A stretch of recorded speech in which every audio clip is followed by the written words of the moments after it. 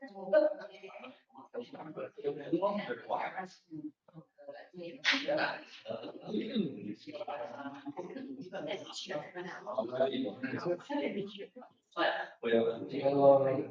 morning. Good morning, bud. Well, so now we are on to our next lesson for this week. Simplicity. So last week the uh, we talked about the practice of silence and solitude. Now we're going to talk about simplicity. Continuing with the S. Before we go into this, we'll do our memory verse together. So train yourself in godliness for a while. Physical training is of some value. Godliness is valuable in every way, holding promise for both the present life and the life to come. And maybe next time I might take out a couple of words, so we keep words.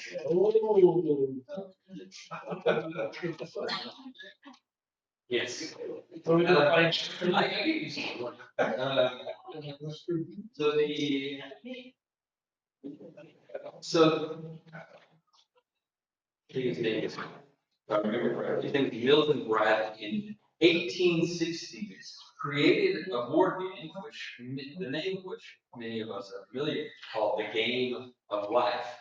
But it looks a little different than the board game we have now. It had shepherd spaces, and as you go through the succeeding different parts of the life cycle, it took you through the ups and downs of life, and you you would come upon either hard times, ruin, poverty, idleness, and these vices that we could encounter, or you could land on ones where you were virtuous or had good things happen to you. And what is it, the fat office? Bottom right corner. That's a good question. I don't know. You have to look at the office. And you get a fat paycheck. I don't know. It's a big yeah, you get a big office. Even though it seems to be one of the first stages in life instead of the end. That's at the bottom. So but it makes sense as you go up and go. So, but then 100 years later, in the 1960s, the game was reimagined by some other board game developers, and it's much more like what we see today in the game of life. But there are some remarkable differences between it. And in the game of life, I don't believe there are any virtues that you acquire in life. And it's much more about just attaining monetary wealth and status in certain areas throughout life. So the cultural change, there might have been a cultural change that brought that about. And there's been updates even to this 1960s version, probably just updating on how much money is worth it, when you're getting different types of paychecks and however much amounts. But if there's one thing I've noticed that the cultural change that might have happened in those 100 years, it's, there's much less focus on acquiring virtue and much more on acquiring wealth that's emphasized in these two games of life. And I think that's the same is true with how the American dream has been conceptualized. It's not so much you can be whatever person you have the freedom to strive after virtue, but rather it seems to be the freedom to strive after just economic prosperity seems to be the main focus. Not that that is always a bad thing when people are living in abject poverty and want to come to the country to hopefully have a chance at a better physical life and a more comfortable life. But for us today, we're going to talk about simplicity. And simplicity is a discipline that really pushes back against this idea of never being content and always trying to strive for more wealth and money. And it sort of helps us to gauge our appetites, lean back less upon reliance upon money, hopefully gain more trust in God and intentional practice that we can have to God. And the definition of simplicity, this class, the practice of it, is the conscious decision to eliminate things and activities. So it's not just material wealth but also activities from our lives to become more available for the needs of others and our spiritual needs. Because as people know, the more stuff you have, the more things you have to worry about, and it can take away some attention from those other things that might be more important in life that we need to focus on. So simplicity is going to be practiced in that. So there's many benefits to simplicity: contentment, gratitude. You can be more generous, and you're less controlled by all these other external factors. You're less controlled by feeling like you have to have some of these things that are have tos in life. And you have, hopefully, it produces greater trust in the Lord to take care of it. I'm going to talk about lots of examples today, but let's try to open it up to you all for a minute. What are some ways that, or times that you've had to practice simplicity in your life? Maybe it was circumstances in life have forced you to simplify your schedules or forced you to simplify your budget. So, yes. I have two examples. One was when we've had hurricanes and our power goes out, and we just kind of hang out and play board games and talk to each other, and can't really go anywhere. That's one example. Another example is when I lost my job. I actually quit my job, and we had to go on a really tight budget. We couldn't go out to eat or anything like that. And, just took out things that were not 100% necessary. Yeah. So those are two examples. Yep. Yeah, I had a similar experience. I didn't lose my job, but I resigned from my job and started looking for the job which I'm here. But during that 8-month period, I was pretty much focused on either finding a job or getting my dissertation done. We had to slim down the budget quite a bit. Learning what you can live without is neat in that time period, and learning how to make stuff stretch farther for yourself instead of being wasteful as well. But yeah, any other examples of this? Yes, that one. When I sell my house, Yeah. I sell a condo, and it's sold, okay. You're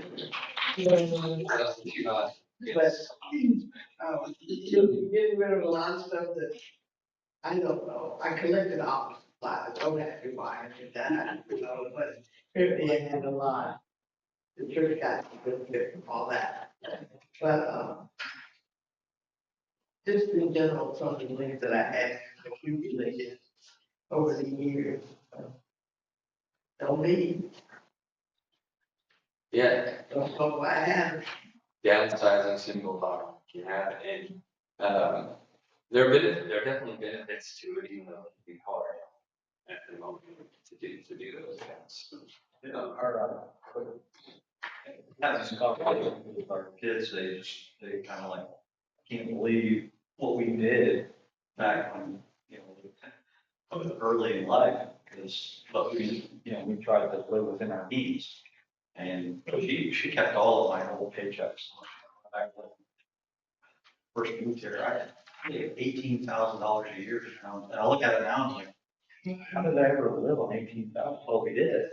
But we just you figure it out in the moment, and we never. You live within your means.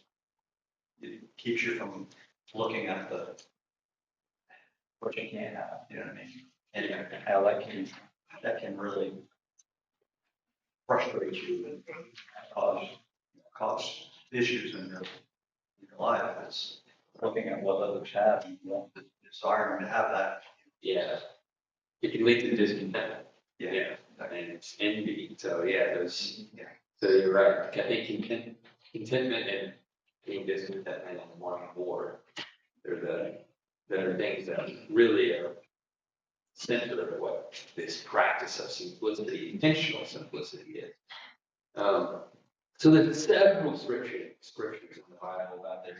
And we'll select a few. One of them that might be familiar is Philippians 4, 11 through 13. See, Brandon, can you turn there and read that for us?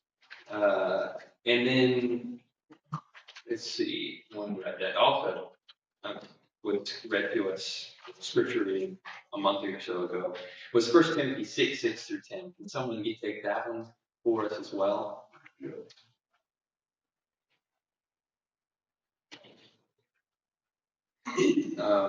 Then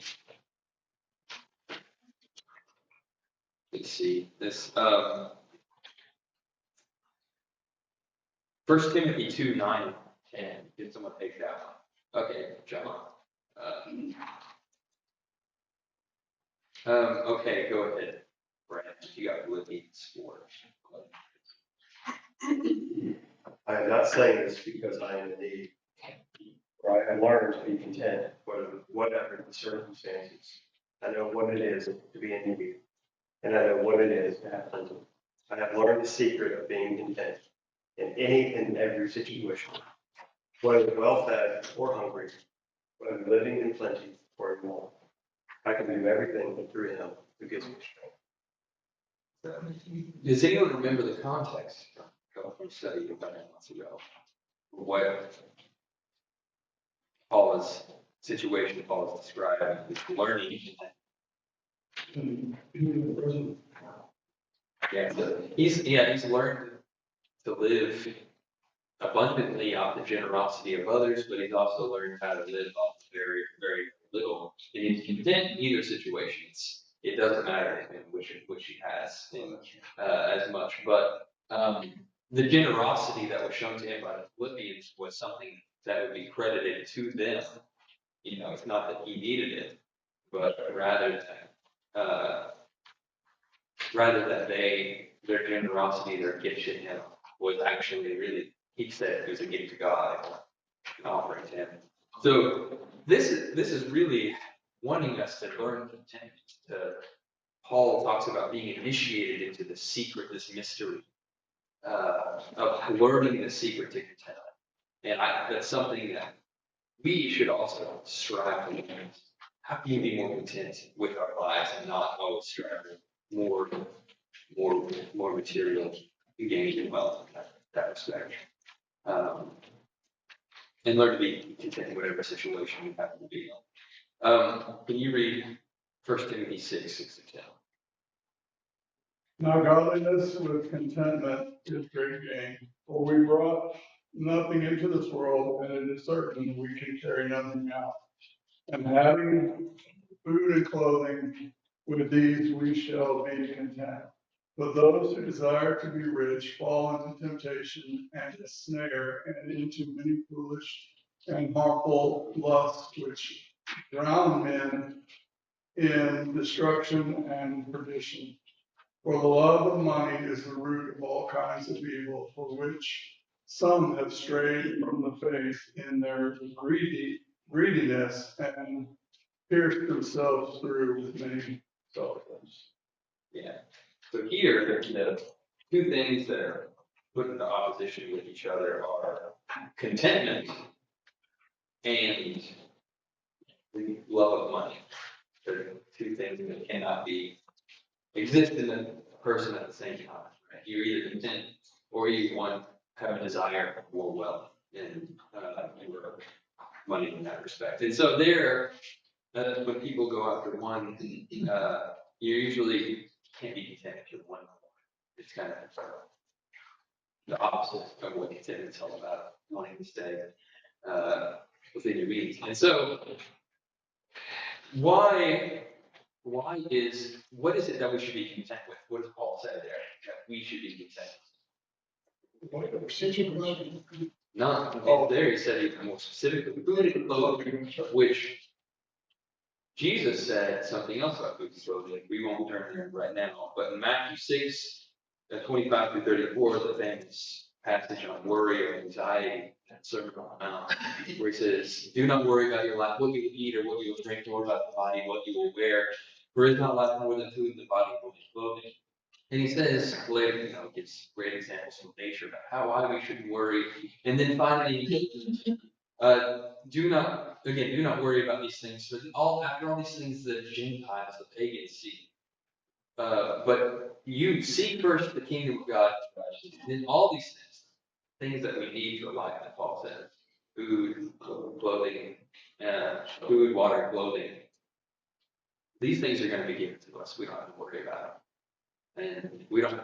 And so our concerns for our physical well-being and food and clothing don't have to be a concern on our minds in this respect. And I mean, I've never really had to worry about where am I going to get my next meal from. Even if I didn't have any money, I think I would not be worried about that at all. So one of the great blessings is that we should be content with this very little. That's what Paul says we should be very content with. Anything in addition to that is something hopefully we are consider a blessing from God, but ultimately we have to hold it with a loose grip, if that makes sense. To be taken away from us at any time. And we should hopefully learn to be content with Paul, and hopefully be able to live without it. And the way we train ourselves with that is through simplicity, learning simplicity. And so, John, can you read 1 Timothy 2:9? Likewise, also that women should adorn themselves in respectable apparel, with modesty and self-control, not with braided hair and gold pearls or costly attire, but with what is proper for women who profess godliness with good works. Yeah. So this one's more specifically geared towards women how to dress and dress themselves. And this is more specifically dressing simply and having simple attire. And why do you think Paul wanted to shift the attention of women away from that and toward more interior beauty of the soul?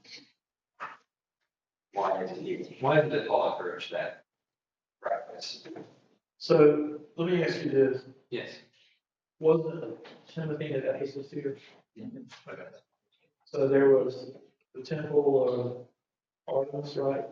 There, one of the 7 wonders of the, and women were held in extremely high esteem and they were actual women, that were employed by the temple of Artemis to basically be prostitutes. And it was a whole cultural thing about women,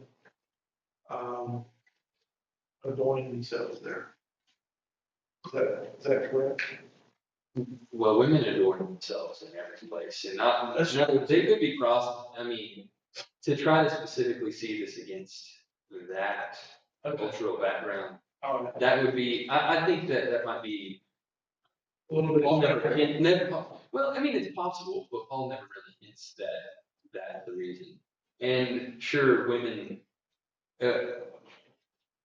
Yeah, that's a whole other study, cultural. Oh, okay. I mean, We we can get into what about women's modesty like in the first century Mediterranean world in general, and there was it's a complex issue.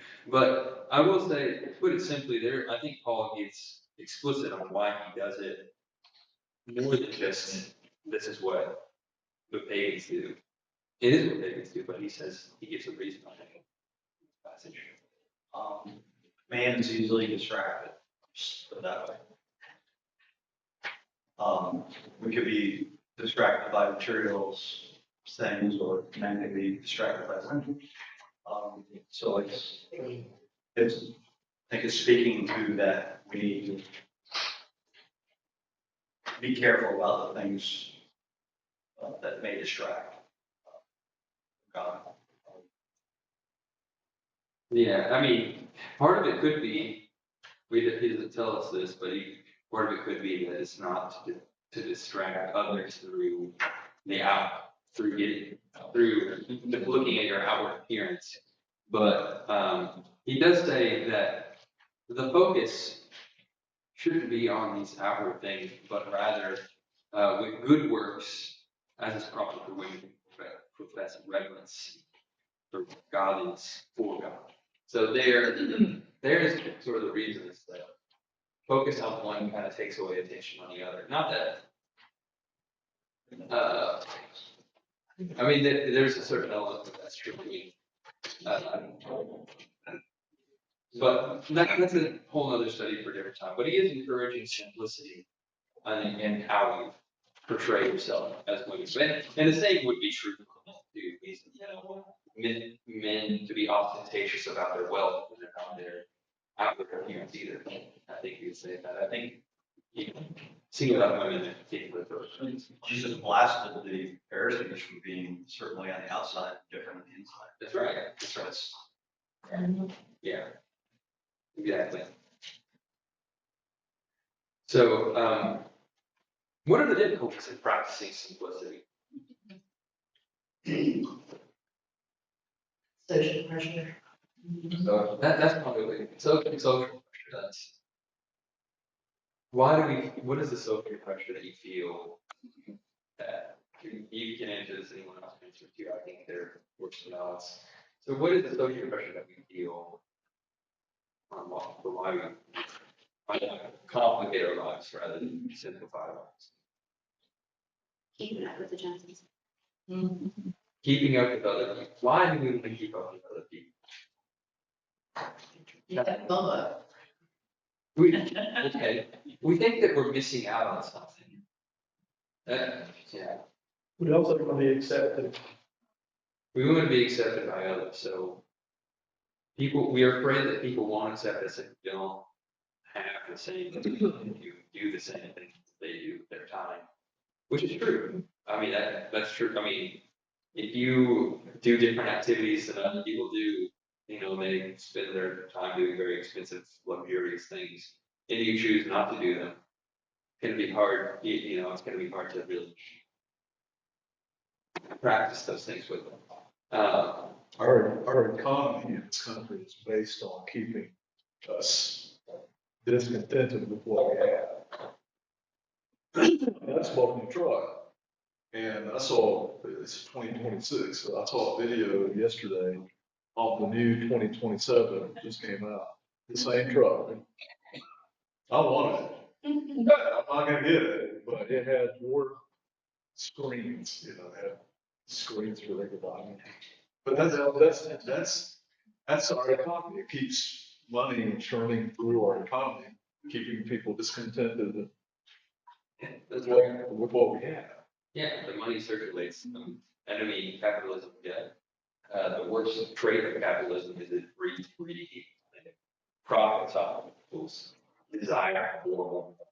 So yeah, that's definitely one of the downsides of that economic model. Simplicity makes you feel like you're going backwards. You know, Makes you so you have this perception you're you going. had something, now you're saying you're gonna. Okay, that's a good one. I think that is a big one.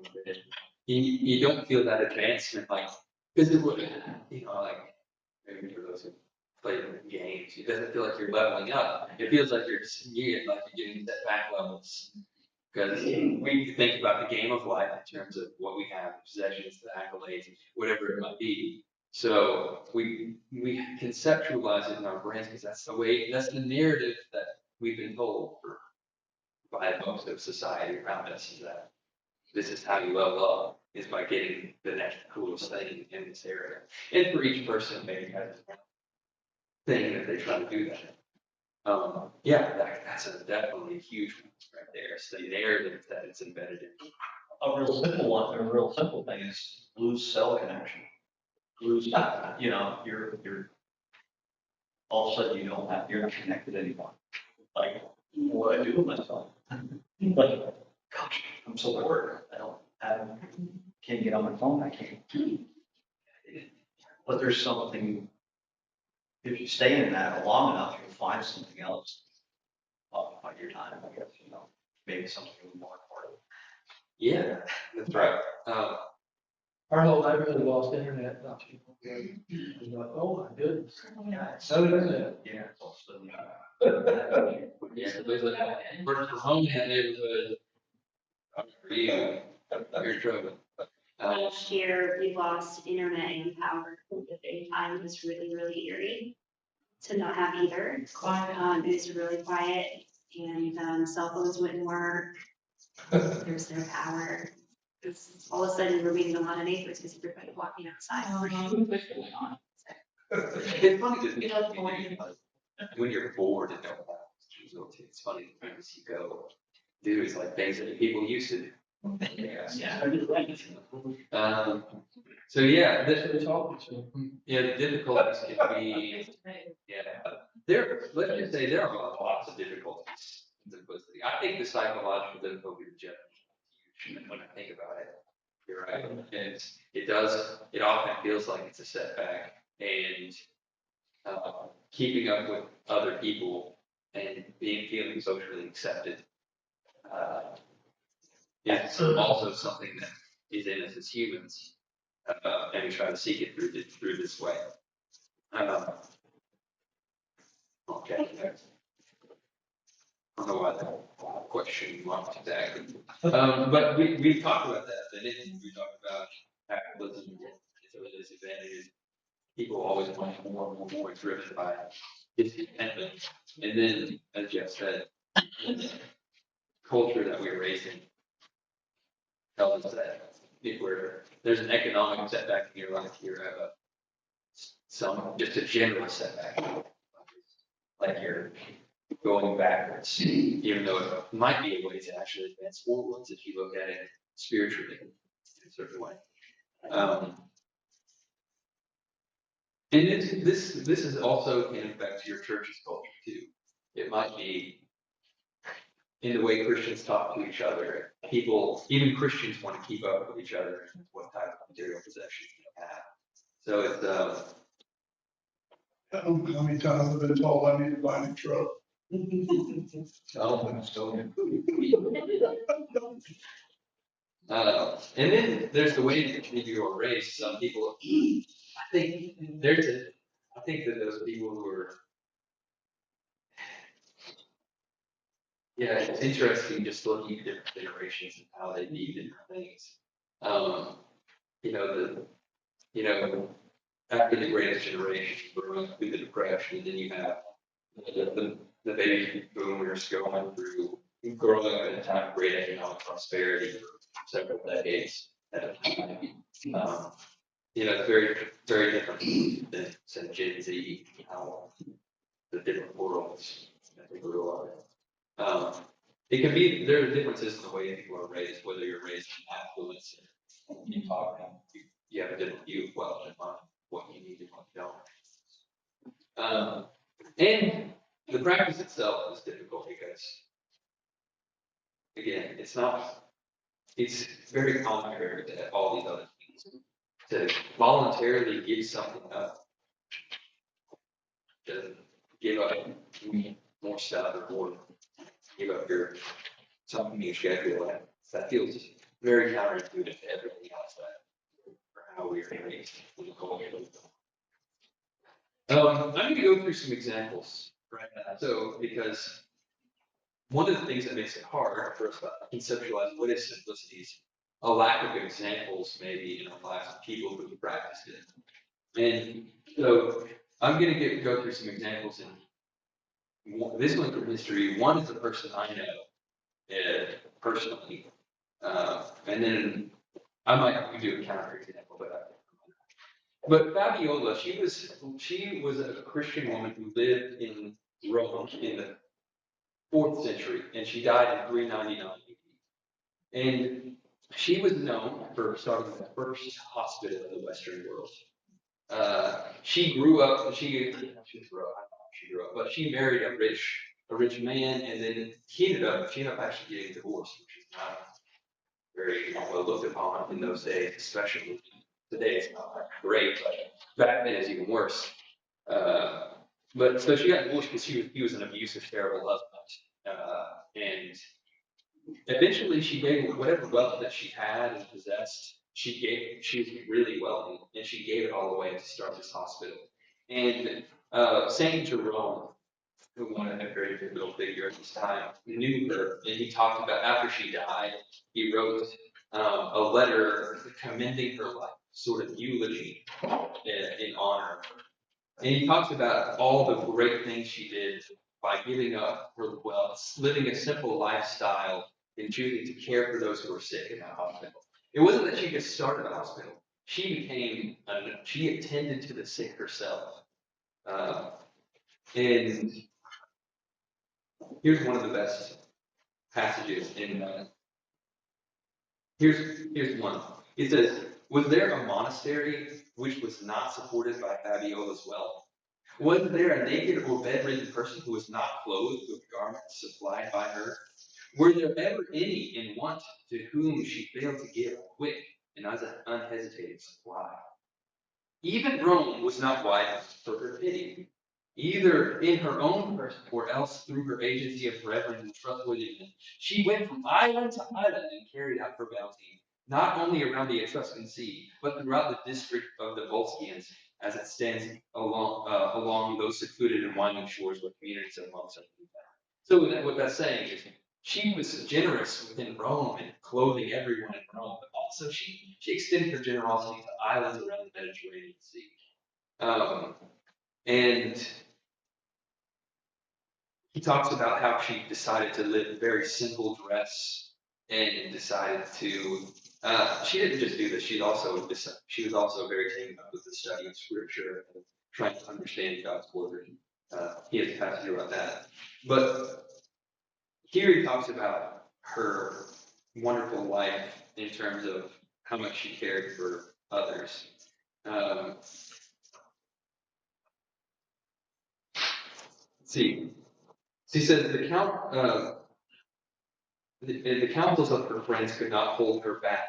All the people around her were telling her, "You're crazy. What are you doing right here?"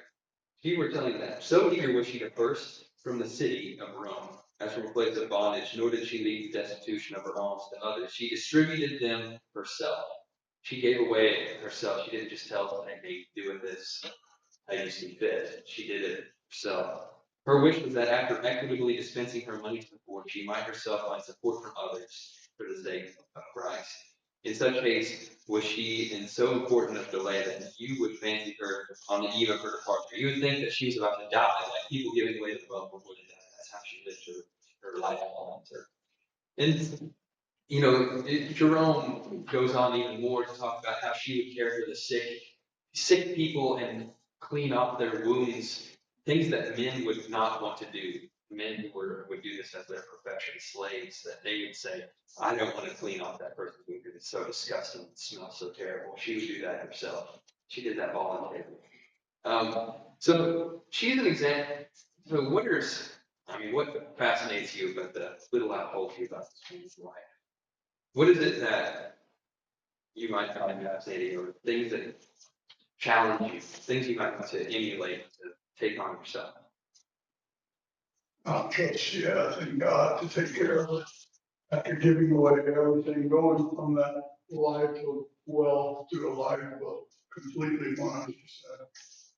Trusting in God first, but if she was down to nothing. Yeah, she went down to very little. Yeah, she counted on that support. Um, Anything else? And what she did was completely unheard of, even in the first century. People giving away, selling all their proceeds of their land, giving to the church, looking at the apostles' feet, and sharing all that they had. So it's not, she was just giving of what she had to help those who were sick and poor. Because that was, again, first hospital in the Western world. She's the founder of it. That's pretty amazing to think of. That is kind of the only people who had access to any sort of healthcare were rich people who could pay for a personal physician. So the astonishing thing in Christian history. And then there's this guy named Harry. I knew him from, he's the guy I met in Alaska. He was at the church there where I served in Anchorage. And he was one of the most fascinating people I've ever met. Because you look at him, he wore the same clothes, pretty much the same clothes all the time. And his shoes were almost worn through the soles. And he never got a haircut except when he could get it for free from someone else. And, he never went out to eat. He ate the most meager diet possible. In Alaska, if you live in Alaska, you have a limit, there are days when you can just net fish and get as many fish as whenever you have those days, possibly to go net fish and get in the salmon run, catch as many as you can. And that was how he ate. And whenever he didn't have salmon to eat, he pretty much stuck to the most cheap foods that are not necessarily nutritious at all, just to fill his stomach up. Be done with it. And he did that because he wanted to be generous. And after he died, I contacted a guy I was with, the minister in Alaska at that time, and I asked, like, how much did he give to the church? And he's just like, after he died, and after, he gave all that basically was left to him, that church couldn't no longer survive because they didn't have enough monetary support because of how much it depended upon him and his donations. So he essentially kept the church financially alive through living that life. And that just, and for me, that's inspiring. That's not just someone 1,600 years ago, it's someone that I met in life. And I think you all might know people like that yourselves, and not everyone necessarily is called to that specific type of lifestyle, but that type of lifestyle is fascinating to me, and something I want to try to be more like him in that respect. But I don't know, do you know anyone kind of like Harry? It's pretty good. But, I was going to give you a counterexample from it, but it's from literature. It's one book I read, but we won't, for the sake of time, we won't go through it. But I'll talk about maybe if you want to later. So practicing simplicity, it's really it's one of the things you can practice today, start today if you want to. 4 simple ways to just start, not even go crazy with it. You might have to grow into going to be like Harry or Fabiola if that's your goal. But one is to cut unnecessary expenditures, like just some, maybe start with some, for even just if you commit to a period of time. See, I think I have some in this next one. Like, give up needless subscriptions. Number 3 on this list is kind of one of those things. Like, if you have subscribed to certain things, maybe giving up some of those things for a period of time to give more could be helpful. I've done that. I've done that before, and it's a good, valuable. Makes you feel like you're being very intentional with your money, at least.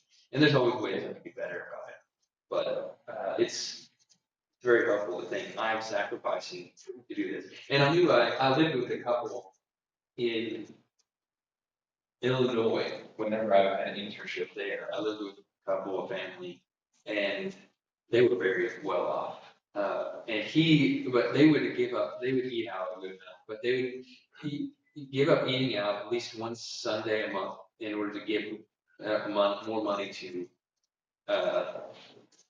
missionaries, specifically for missionaries.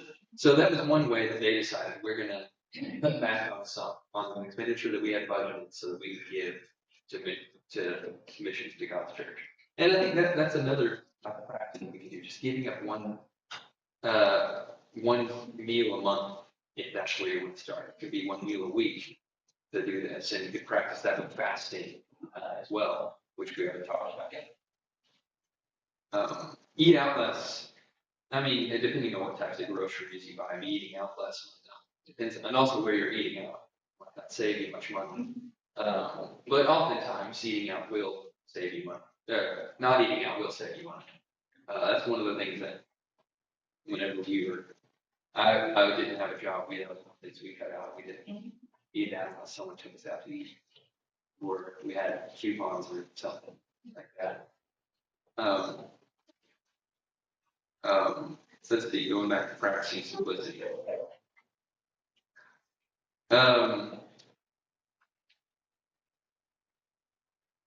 Yeah, I mean, these are all things probably people have heard of. Look for if you want to be a bigger picture of it. I don't think I have to go with the The only thing is number 5, don't buy the label or logo. I mean, you can do, I'm not gonna tell you how to spend or not spend your money. But one thing that you might also think about that complicates this is buying quality over something that's cheap and you're gonna have to replace over and over and over. Buying something that's gonna last a while. People have different philosophies on sorts of things, so, that's something, I'll leave you to work out and think about. Something that's kind of eye-opening and heard, it's like, if you, like 1 hour, we're wealthier than we even know, that 1 hour of pay could be enough for a family to live on for a month in other countries. Yeah. That's pretty eye-opening. That they're, they could survive for a whole month on just one hour per day. So that could be a pretty big impact on the right industry. Yeah, On that too. yeah, you're right, and, that's right, and the whole purpose of this is, again, we can be more generous if we have more money to be generous with. That's generosity is a quality we hopefully want to grow in. It's not something that people are just born with. I mean, people can be raised in a generous environment, where they had families that were generous with others, and so they saw it growing up. Or you might not have seen that much, so you have to grow in it yourself. You learn to trust in that way. So I think that it's something that we can grow in pretty intentional about. And that's one advantage of simplicity, so that we have more resources, whether it's time or money, to give to others. It is really amazing. I guess it was last year they passed, last year they passed a law in North Carolina saying, making it legal, sports betting to be legal. Yeah, and so now the state is getting this windfall of taxes that are paid on it. I mean, because it's billions of dollars. All of a sudden, the North Carolinians are spending on sports betting. I mean, this isn't a culture where all you hear on the news is the buzzword today is affordability. But yet people are finding the money to do that. And What about the lottery too? well, the lottery, and no matter what anybody says, there's always very, very few exceptions, but the house always wins. That's right. We still throw money at that. That's how they're able to exist. Yeah. So yeah, that's that's a whole other lesson of responsibility. But sports betting is becoming a major problem since all these online sports betting have become more popular in recent years. It's been right and skyrocketing. What is the one that you can DraftKings. what is the one that you can bet on anything? You bet on political. You can bet on anything. You bet on memes. Yeah. Which ones are popular? What about the fellow that bet on the board as well? Remember that? Yeah. You can bet on anything. I think DraftKings, you can bet on anything there, but You yeah. can bet on, if a certain baseball player is going to hit a home run in a certain game. Or what the weather's going to be tomorrow, you bet on it. Yeah. You have time for a funny story? Well, I just. Okay. All right. I mean, there are some sports where I would only feel entertained watching it if I had money, probably. I don't care about sports. I did. Like pro. I do have another one. Maybe we can exchange funny stories after class about sports betting, because I got into one non-monetary sports bet in my life and it was hilarious. But What is it online? So it's flatbed. It was, okay. I didn't initiate it, my friend, my roommate did it. He recruited it. You lose, you have to wear a dress to church. It wouldn't be a big deal to stop my wood. Yeah, so ways to be more generous. I'm not going to tell you which specific charities you might want to give to. I think if you give your money to something that tries to benefit broader society, benefit people who need help, you should do that if you feel called to do so. Supporting missionaries. There's some missionaries that live very in abject poverty because they're going out and they're not supported by any of the people that they're preaching to. They're supported by churches. And so there's lots of missions that you can support besides the ones the church themselves. You can individually sponsor people well. And you can give more to your church as well. You can budget more for hospitality to the poor, and how you do that, again, that's a more complicated issue on how do you help those who are poor?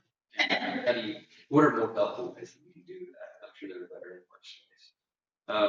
And invest money and use the interest to help out. That's an interest on the people that do, but you have an investment, if you do investments and you use all the proceeds from a specific investment fund and use all the proceeds for that, that's how, that's how a lot of scholarships work in schools, is they have a big lump sum and then they use the proceeds from that money each year to give scholarships to students. But you can do that with your own sorts of charity work if you want, if you're that type of person who wants to do that as well.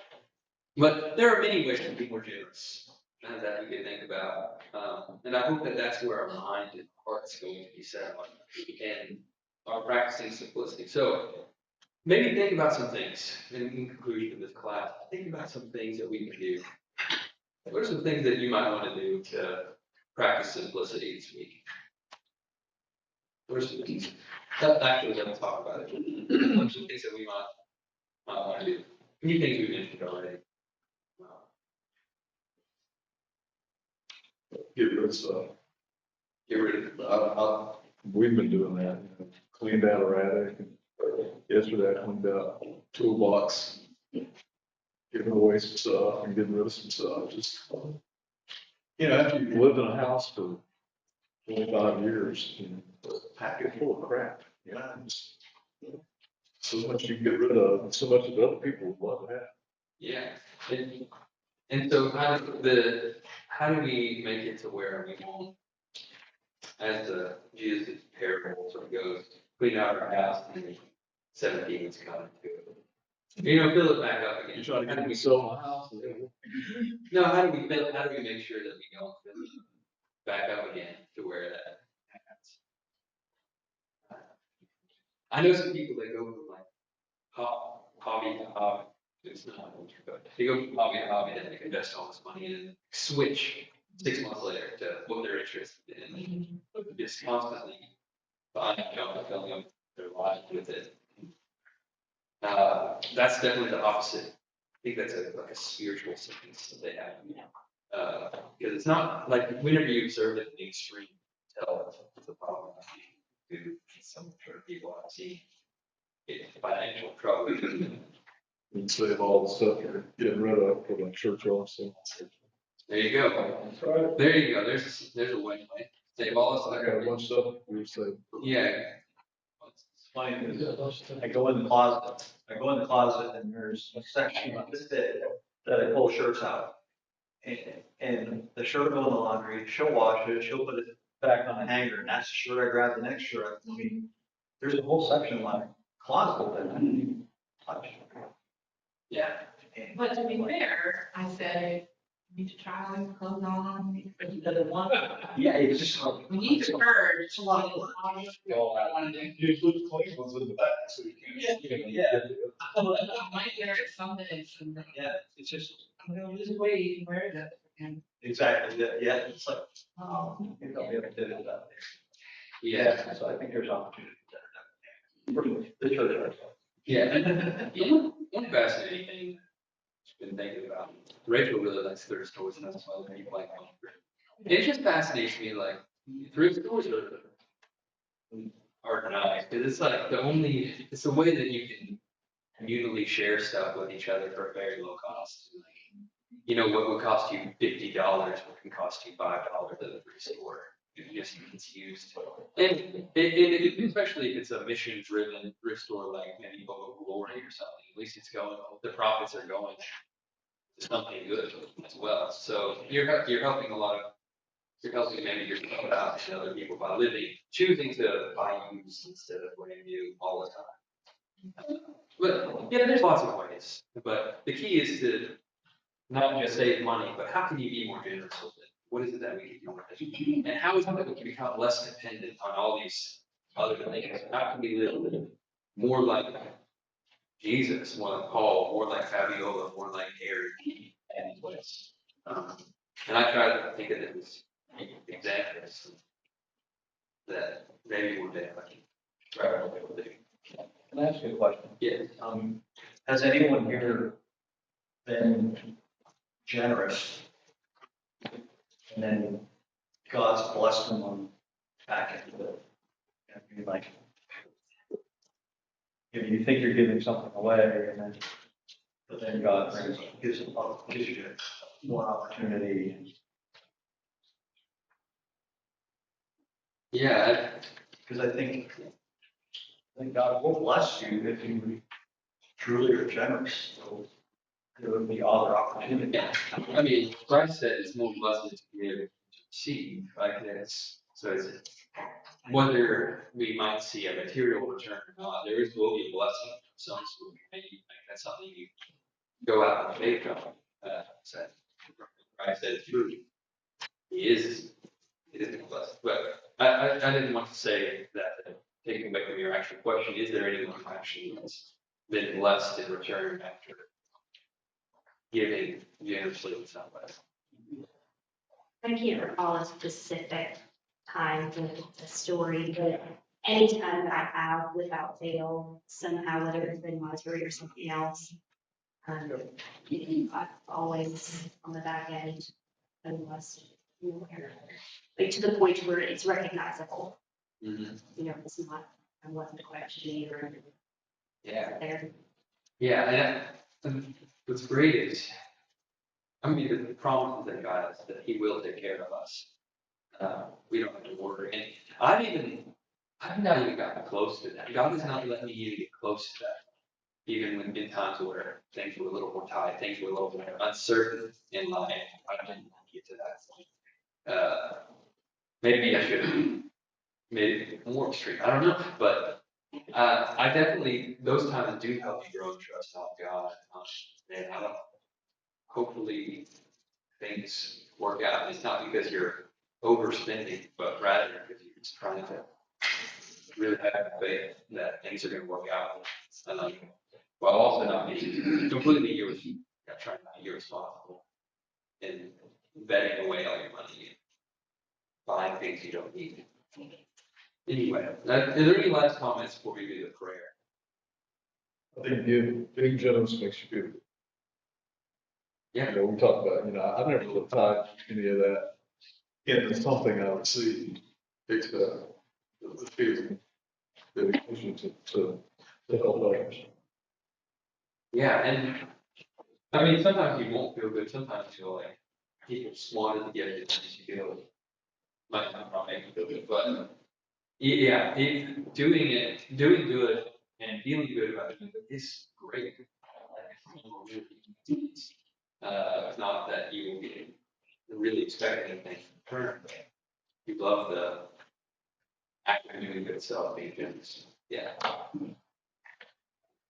right. Well, you want to do it again, Brady? Yeah, I don't know why I've been tagged really with, down here. It's okay.